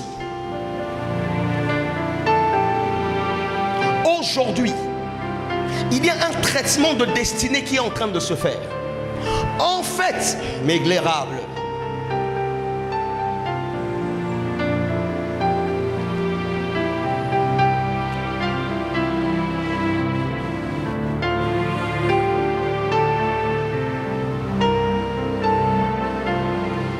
Il y a quelque chose qui est sur le point d'arriver, mais qui risque de faire pleurer beaucoup de gens. À un moment donné, le deuxième Albert était entré dans le monde politique. Mais Dieu dit ceci. À dater de ces jours, il y a un traitement de destinée qui se fait. Parce que dans le plan de Dieu, personne ne doit être détruit. Mais il y a des choses qui doivent se réparer. Vous comprenez ce que je dis? C'est pour ça qu'il y a une onction de restauration qui vient sur vous, mais qui vient de cette maman. C'est parce qu'il y a des choses que Dieu est sur le point de stabiliser dans votre vie. Extraordinaire. Et je prie, demain je vais parler très longtemps sur vous, ok? Mais je prie déjà, et à tout celui qui entend ma voix, là où ta destinée a connu des secousses, je prie que la parole de Dieu te replace sur le rail. Tu me donnes, amen, que cette parole s'attache à ta vie. Je dis, tu me donnes, amen, que cette parole s'attache à ta vie. Le temps me manque pour continuer, mais j'ai beaucoup de messages dans mon esprit. Ça va? Ça va? Touchez-moi par la main. Comment ça va? Comment vous appelez, papa? Je m'appelle Trésor Penguele. Tu sais, pendant que je suis en train de te parler, je suis en train de me voir chez vous. Je me vois chez vous avec un autre trésor. Et ici aussi c'est trésor. Et Dieu est en train de me dire, non, ça, toi tu ne connais pas là-bas. C'est moi qui j'ai eu une vision et ça m'a ramené ici. Mais il y a un trésor là-bas. Et pendant que je parle ici, m'éclairable, maigrisse. Maigrin Abraï. Quelqu'un avait écrit un livre, mais c'est un diplomate en fort de formation. Dans votre famille, vous le connaissez? Docteur Marco. Oh maman. Oui, c'est votre neveu. Lui aussi est en Suède. Il était en Suède, n'est-ce pas? Après, il est allé en Allemagne, ok? Après, il a fait le Japon. Hein? Et après, il a même défendu une thèse. Il a même écrit un livre. Et le livre, c'était dans l'édition Sweden Edition, ok? Je suis en train de parler de Marco Albertovitch. Vous comprenez de quoi je parle? Ce livre a 242 pages, ok? Et ça a été préfacé par un blanc qui est suédois. Et ce blanc s'appelle Dr Chiki Piv. Donc si vous voulez, on peut même aller très loin. Parce que Marco sera ministre dans le temps qui arrive dans cette nation. Oh, tu me dis amen qu'une onction particulière localise ta famille. Oh, je suis en train d'annoncer à ta famille, Dieu est en train de te rendre puissant dans l'onction. Il te rend puissant financièrement. Oh, tu dis amen que cette grâce s'attache à ta vie.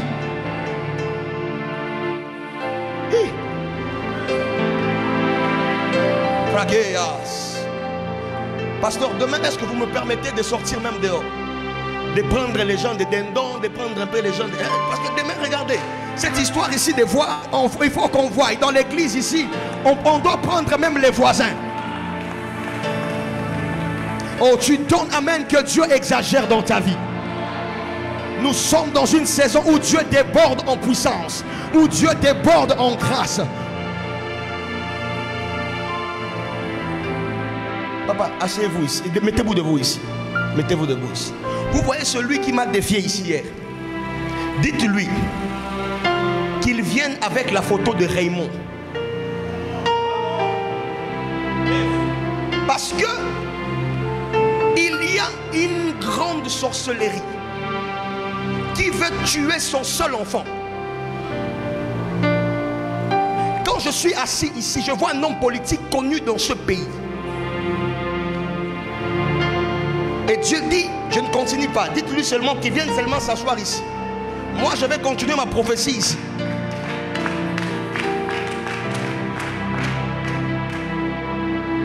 Ah, je prie que Dieu exagère. Et puis les prophéties viennent longtemps seulement quand le temps est fini. On va continuer demain. Lève ta main droite, je te bénis. Par la puissance du Saint-Esprit. Ça c'est pour moi un signe de Dieu. Papa, viens. Vous savez, j'ai fait une vision pendant que je priais pour cette activité. Quelqu'un m'a donné quelque chose. Sur un papier, on avait écrit monarchie. Et quand je regarde, on a écrit monarche. J'ai fait une vision. Moi, quand je priais, c'était un papier. On avait écrit monarchie. Ça ressemblait à quelque chose que l'on porte.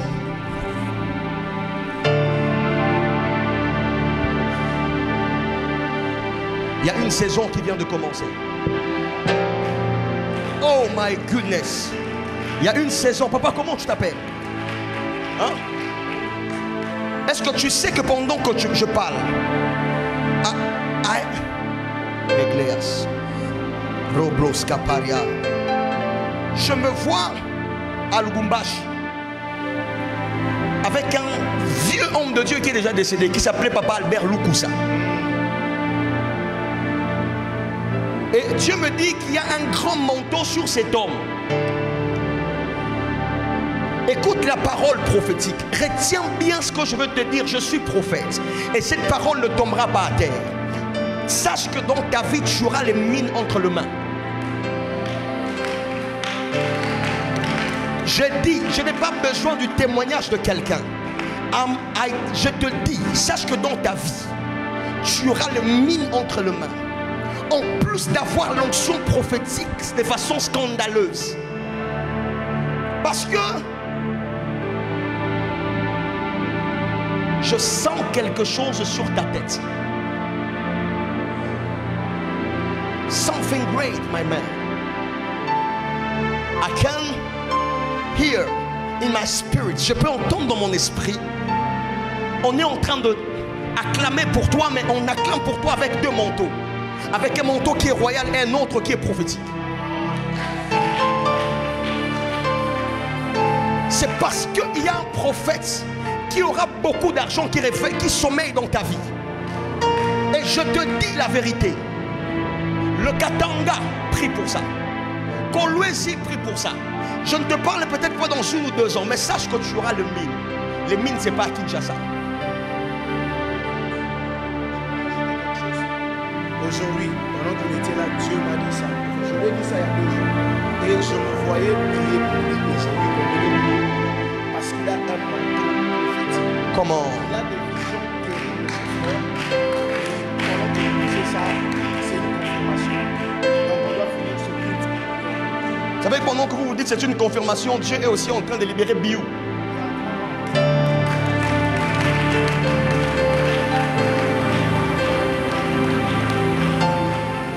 Après Biou, on part même de la maison de Kinkela.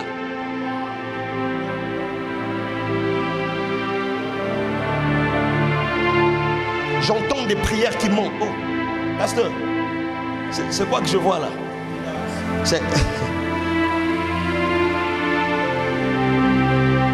C'est moi qui ne savais pas ou c'est comme ça déjà?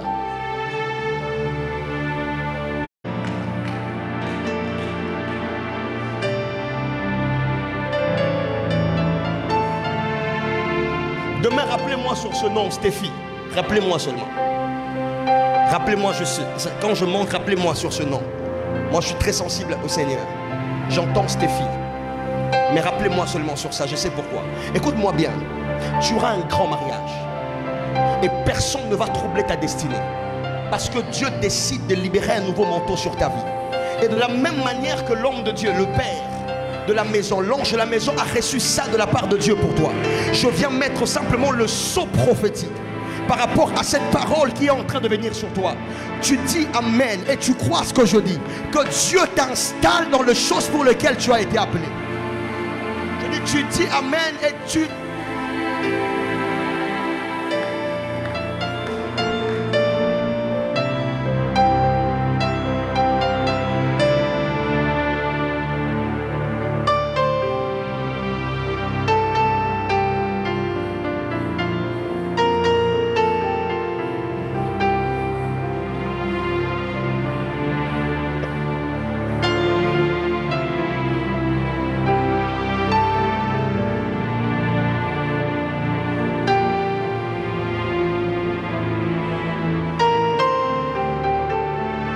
Dieu libère. Regardez, attends, reste à genoux. Pasteur, j'aimerais qu'on fasse une prière maintenant. Pasteur, Dieu vous a parlé et Dieu me dit que c'est pas moi. Dieu vous a parlé cette semaine et il vous a dit qu'il y a des prophètes qui doivent naître dans l'église. I see a angel. Je vois un ange qui vous parle de la part de Dieu et cet ange met dans votre esprit une vision. C'est comme s'il doit y avoir une multiplication de prophètes dans cette église. Je ne sais pas, mais je vous vois partager ça avec quelques personnes pour dire que Dieu m'a mis à cœur. On dirait qu'il y a des prophètes qui doivent venir, qui doivent naître ici. Est-ce que vous savez, par la grâce de Dieu, je me suis connecté à beaucoup de grâces.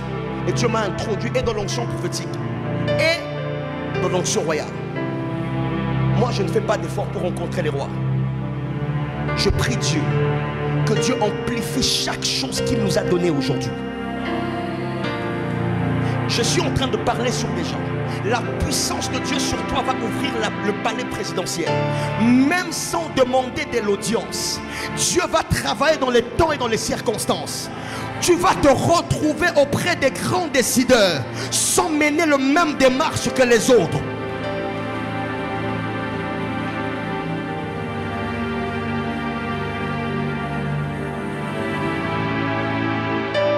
J'avais donné un nom hier, Cordon Nora. J'avais donné un nom hier. Hein? On me rappelle, il est où? Ok, mais si je n'ai pas, c'est pas tellement besoin de lui, j'ai plus besoin de Kevin. Ah. Donc c'est Kevin. Elle abrège beaucoup son nom comme ça, Kerva. Mais c'est Kevin. J'ai juste besoin d'elle. C'est pour elle que je vais principalement prier. Parce qu'il y a un combat de l'ennemi sur elle cette année ici. Écoute, l'ennemi ne te surprendra pas. Or, je te dis que l'ennemi ne te surprendra pas. Lève la main. Permettez-moi de faire cette prière. Aujourd'hui, est un grand jour où le Dieu des esprits de prophètes a décidé de répandre son onction ici. Où les dieux des esprits de prophètes est en train de prendre des âmes, de personnes, des femmes et des hommes et relâcher sur eux une onction spéciale. L'église est déjà dans cette phase où elle est en train d'entrer dans sa phase d'explosion. Ça ne sera donc ni par la force, ni par la puissance. Ça sera par l'esprit du Dieu vivant. Commençons par là où se trouve Davina, jusqu'à ce que l'onction arrive vers toutes les personnes concernées.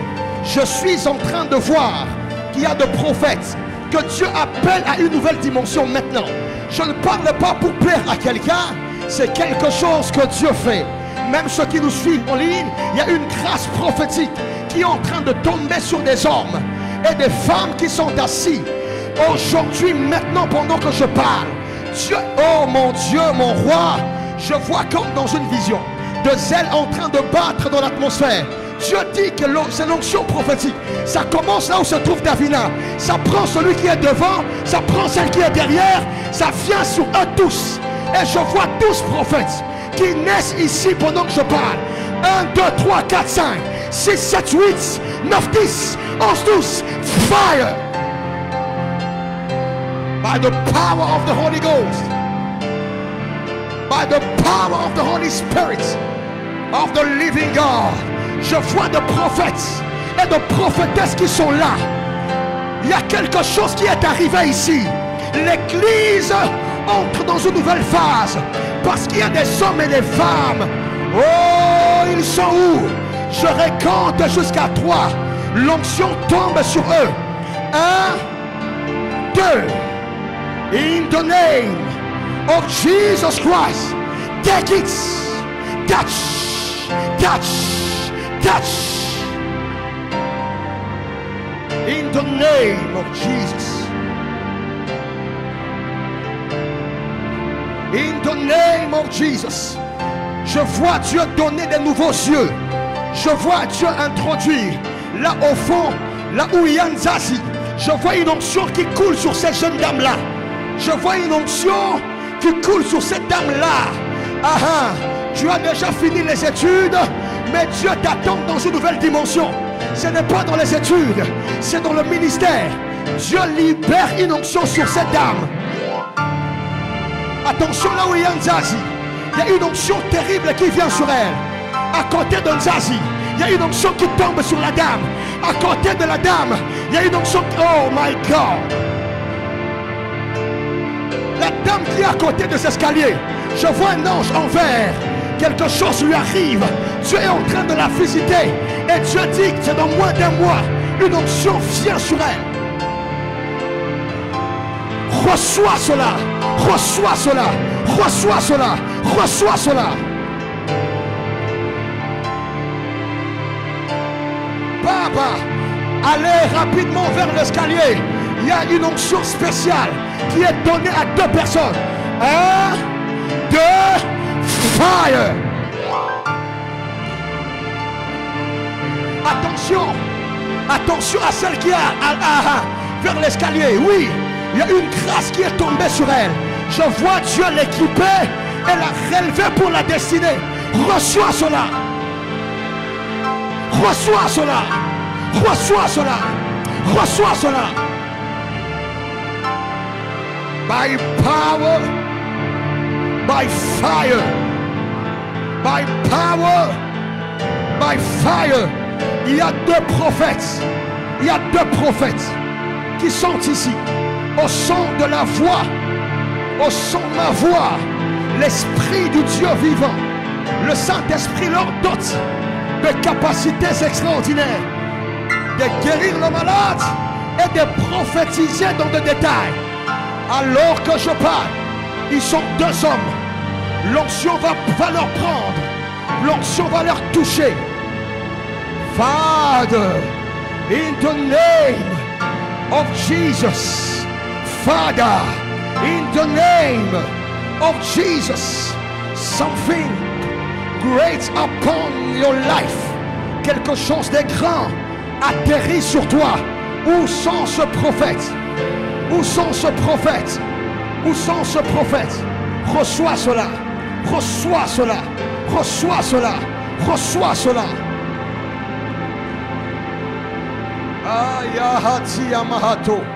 Je prie en langue pendant 3 secondes. L'onction qu'il y a sur moi maintenant va tomber sur des prophètes et va tomber sur des hommes et des femmes que Dieu appelle de la société dans l'élévation.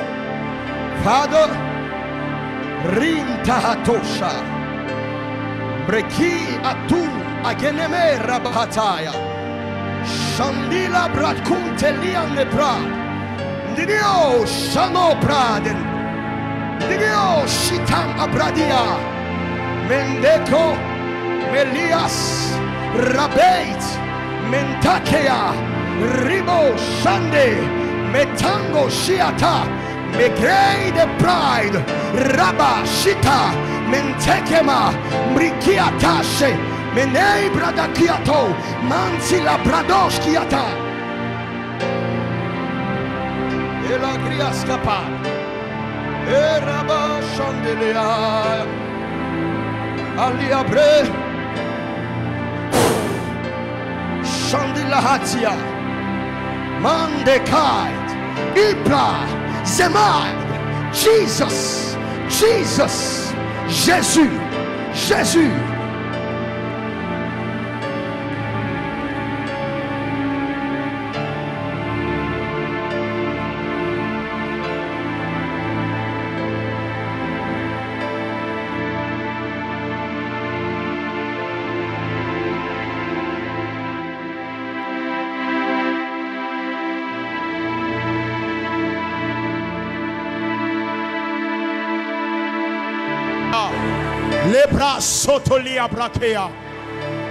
Nous sommes une garnison de prophètes. Je dis ça à quelqu'un, nous sommes une garnison de prophètes. Soyez connectés. L'onction est déjà dans la salle. Libros kondoli abraka et sondoli abraka. Que la même grâce tombe sur toi. Que la même grâce tombe sur toi. Que la même grâce tombe sur toi. Que Dieu délie ta langue, sois capable de parler, sois capable de voir, sois capable d'entendre, sois capable de recevoir le message de Dieu.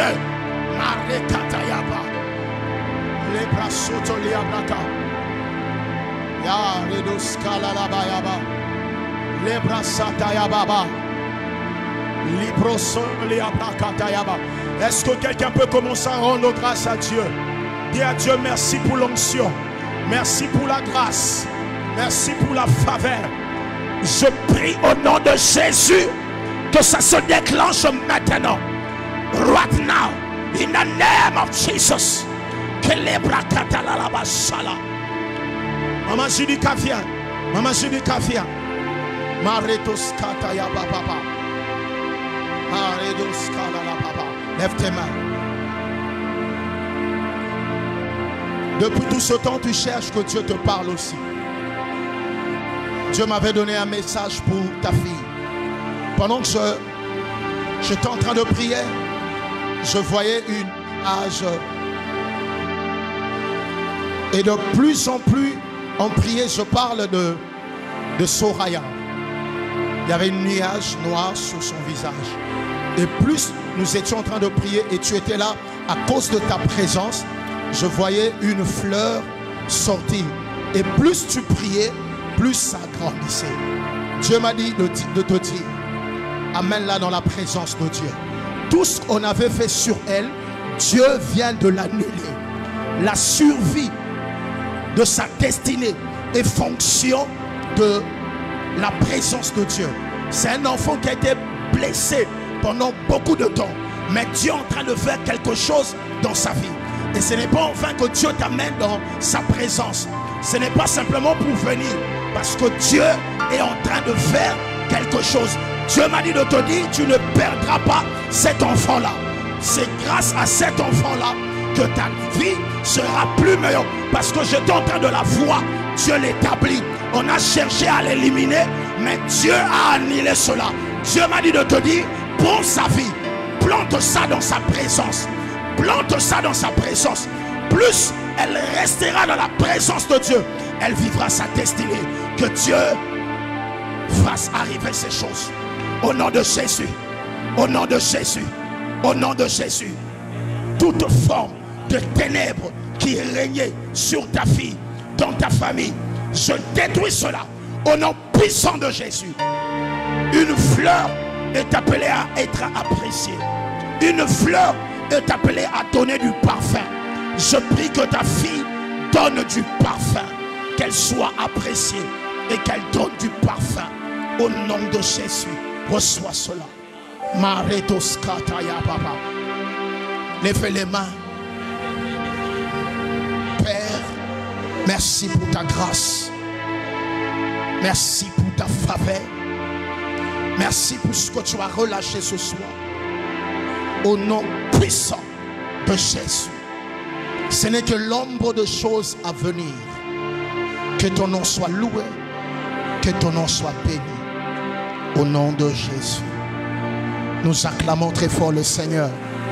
Est-ce que quelqu'un peut acclamer le Seigneur? Est-ce que quelqu'un peut pousser de cris de joie? Est-ce que quelqu'un peut pousser de cris de joie? Prends ton offrande. Viens bénir la parole de Dieu. Comme je dis, ne soyons pas pressés de rentrer. Mais collaborer à souvent. Deux fois, on passe du temps. Dieu m'a dit, laisse couler l'esprit. Alléluia. Prends ton offrande. Nous allons bénir l'homme de Dieu. Demain, il sera encore avec nous. Vraiment, nous allons le prier que Dieu vraiment libère son temps pour qu'il soit là à temps. Le vœu de mon cœur, c'est que nous commençons à 18h, comme ça, il aura la liberté de prêcher, d'enseigner, mettre le basique et prendre le temps de prier. Alléluia. Avançons, s'il vous plaît. Nous allons bénir la parole de Dieu et nous allons donner nos offrandes de l'église. Et juste après, nous allons donner nos offrandes de loyer et nous allons également donner